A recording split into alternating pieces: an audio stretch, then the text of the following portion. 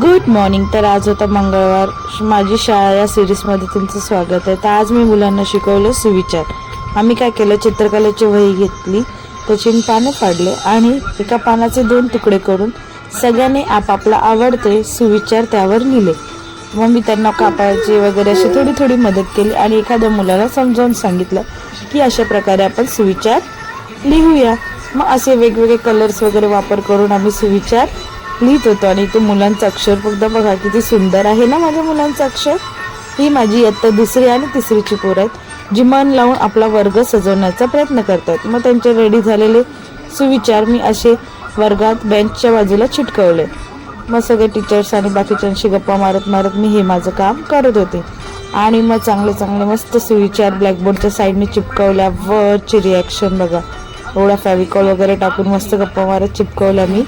आणि त्यानंतर तुम्ही आमचा वर्ग बघू शकता, खूप सुंदर दिसत होता. Thanks for watching.